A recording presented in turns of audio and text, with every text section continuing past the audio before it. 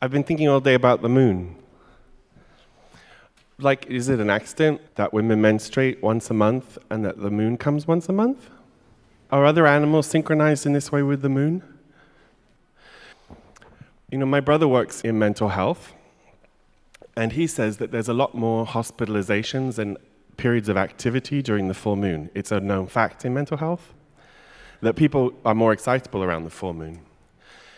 And then what about the fact that we're made of 70% water?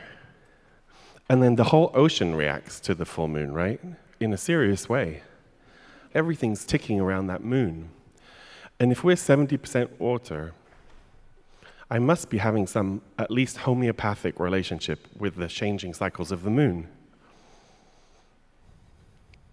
I can't escape my obsession with the idea that I'm made out of this place, because I was raised to believe that I fundamentally was constituted of spiritual matter that was from somewhere else, like heaven or from a sky god.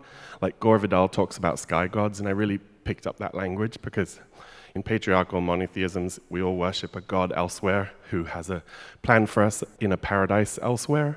After we die, there'll be a paradise waiting for us.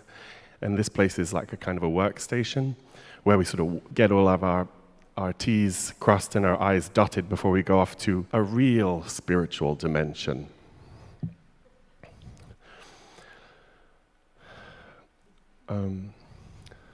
But I'm a witch.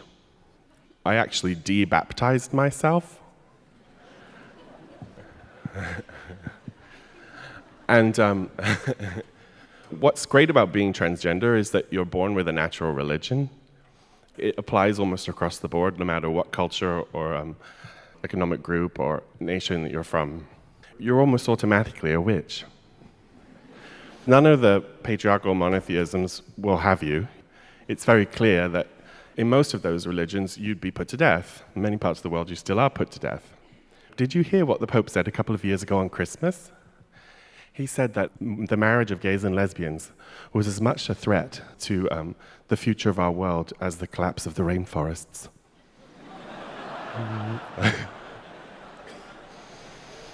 So that gives you a sense, just an inkling of his approach, you know, to the homosexual question.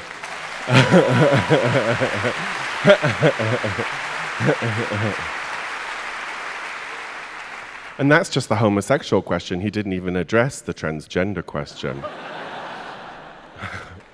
God knows what we've caused. All sorts of wars and strife. All manner of hurt. I'm worried that the ecology of the world is collapsing and that I won't have anywhere to be reborn. Because I actually believe, like, where's any of us going? Where have any of us ever gone? We've come back here in some other form. Did you know that whales were once land-roaming mammals?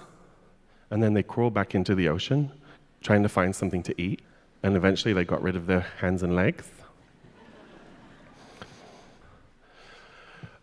I've been searching and searching for that little bit of my constitution that isn't of this place, and I still haven't found it.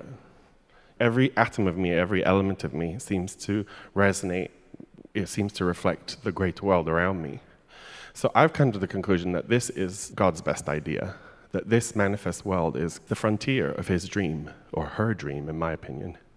So that's just my point of view from where I can start to establish a new way to value the world that I'm a part of. Because if I'm not heading off to paradise elsewhere when I die, then I have more of a vested interest in observing a sustainable relationship with this place. It's a very indigenous idea that the earth is female, that the earth menstruates, that the water of the world is the blood of the woman's body, and that's what we crawled out of, just in the same way that we crawled out of our mother's wombs. It's the most basic idea. Any child could come up with it, and it's so obvious. And yet we've been straining for these sky gods for a couple thousand years now.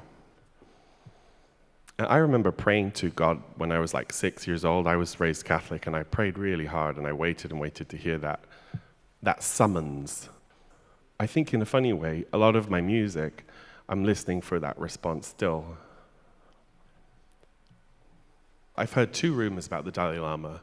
One is that he said he wasn't going to be reincarnating because the world was going to be too dangerous. And that's probably just a rumor. But then I heard a far more interesting new rumor, which is that the Dalai Lama has said that the next time he incarnates, it will be as a girl, which will be the first in the history of Buddhism. But I think that that is the most revolutionary thing he could possibly do and the most helpful spiritual gesture that he could make. And I'm very interested in the feminization of the deities.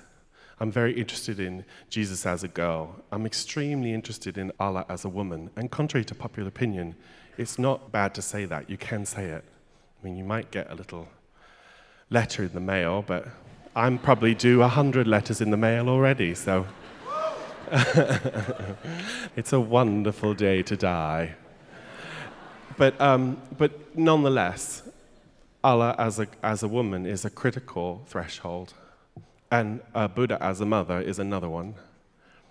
Because I truly believe that unless we move into feminine systems of governance, we don't have a chance on this planet. And I think that, yeah.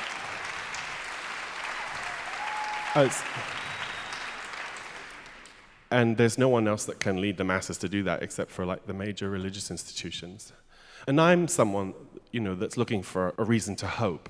And for me, hope looks like feminine systems of governance being instated in like the major religious institutions and throughout corporate and civil life.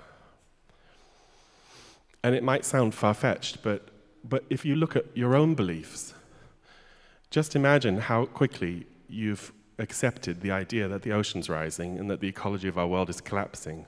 We can actually imagine that more readily than we can imagine a switch from patriarchal to matriarchal systems of governance.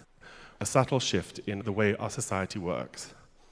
It's obviously a very broad statement. And of course, Sarah Palin exists, so don't bother me with that. But Sarah Palin is working very much within patriarchal systems. I just love that moment when Benazir Bhutto was being interviewed and she just talked about motherhood and daughters and how she wished she'd done more for the girls of her country. For as problematic as she was, she's an exciting forerunner.